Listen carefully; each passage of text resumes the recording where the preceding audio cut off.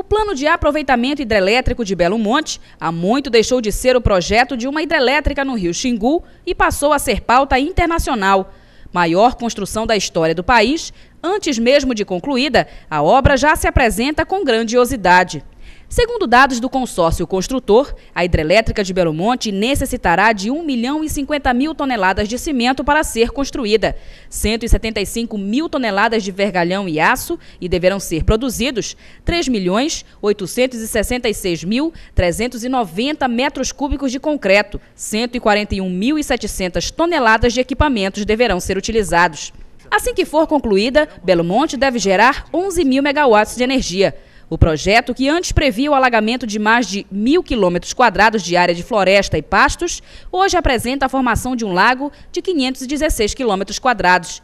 O projeto, amplamente estudado e que vinha sendo planejado desde a década de 1970, quando ainda se chamava Cararaô, foi tema de um workshop em Brasília, onde jornalistas de todo o país puderam ouvir novas informações sobre o projeto. Nós fizemos mais de 20 reuniões. A última, por exemplo, em novembro de 2010, antes da ENID, das instalações iniciais, nós reunimos mais de 120 pessoas em Altamira. Agora, por exemplo, nessa última vistoria que fizemos, só com representantes de prefeituras e tudo mais, tinham mais de 100 pessoas, agora em maio, inclusive. Então, as audiências públicas aconteceram, realmente foram enormes, mas as reuniões têm acontecido periodicamente. O evento realizado pela Secretaria de Comunicação em Brasília tinha como principal objetivo evitar que erros em informações divulgadas sobre o projeto hidrelétrico de Belo Monte nas mídias nacionais e internacionais acabassem mal interpretados pelo público. Os profissionais estavam curiosos. Perto de se tornar realidade, o projeto cada vez mais aguça a curiosidade de quem vive dentro e fora do país. Eu queria saber se a usina de Belo Monte vai trazer algum benefício concreto para essas aldeias. Se a FUNAI tem feito alguma coisa para fazer com que essa obra bilionária, que vai ser tão importante para o país, também beneficie de alguma forma direta essas comunidades do Rio Xingu. Como fiscalizadores, órgãos federais como IBAMA e FUNAI participaram do evento e esclareceram as dúvidas dos profissionais, deixando claro que, apesar de importante para o país, a obra jamais deixará de cumprir todas as etapas legais pelas quais um projeto como esse precisaria para ser implementado. Esse foi o pressuposto fundamental das exigências que a FUNAI tem feito ao longo do processo de licenciamento. Né? Quer dizer, o centro, eu diria que a questão mais importante das exigências que nós colocamos é que haja um plano, um programa amplo de benefícios para aquela população indígena que está impactada naquela região ali. Ou seja, que se o empreendimento é visto como um empreendimento necessário para o desenvolvimento do país, que os primeiros beneficiários sejam aqueles que estão lá na região, e dentro desses que vivem na região sejam os próprios indígenas que são os primeiros habitantes. Então, por isso que eu destaquei muito fortemente, a gente estava em campo agora recentemente, exatamente trabalhando nessa elaboração, junto com os indígenas, de um programa de longo prazo de desenvolvimento sustentável das comunidades indígenas, de uma forma diferenciada, respeitosa com as suas culturas, a sua diversidade étnica e cultural. A FUNAI não foi a única a apontar pontos positivos no projeto durante o workshop. Kurt Tranenpool, presidente do IBAMA, foi o primeiro a afirmar que hoje não há juridicamente nenhum impedimento legal que possa brecar o projeto hidrelétrico de Belo Monte, deixando claro que todos os procedimentos legais exigidos pelo governo brasileiro estão sendo cumpridos pelo consórcio construtor. A lei é clara ao definir que as licenças serão a licença prévia, que analisa a viabilidade ambiental, a licença de instalação, que autoriza a construção, e a licença de operação, que é o final do processo, que autoriza a operação. Nesse caso, a licença de instalação do canteiro foi necessária e foi tecnicamente julgada oportuna e conveniente para que se fizesse a instalação do local que irá construir, eventualmente, os alojamentos, o canteiro de obras do empreendimento.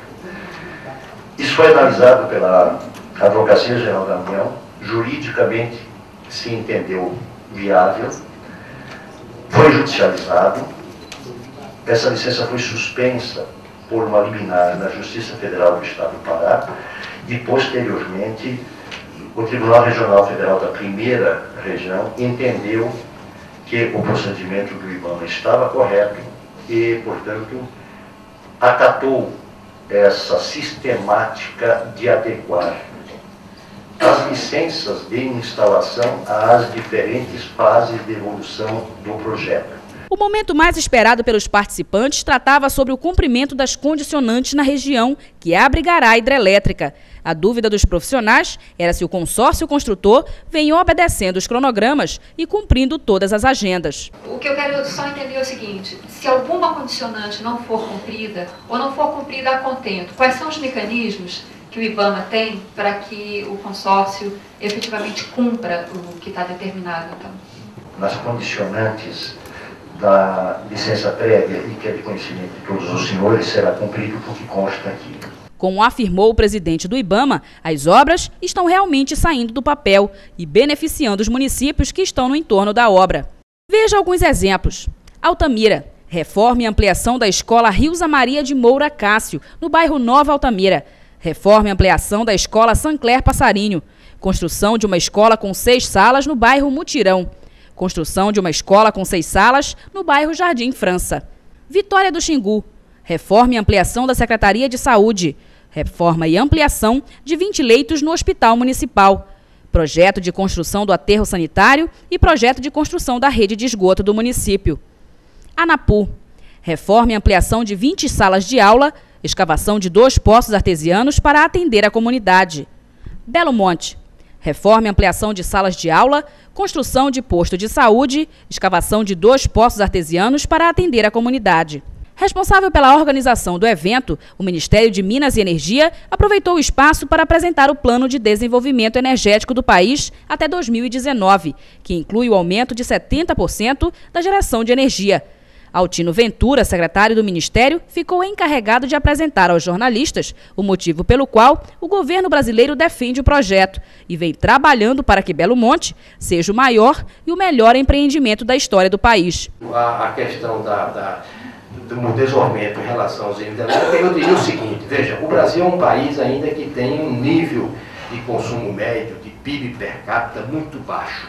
Se nós tivéssemos uma distribuição de renda perfeita, estamos longe disso, talvez o único país no mundo que tem, não digo perfeito ou quase perfeito, é o Japão, tá certo? A sociedade brasileira teria que viver dentro de uma certa escassez. Nós não temos ainda a produção para permitir que todos os brasileiros vivam com um nível de classe média razoável.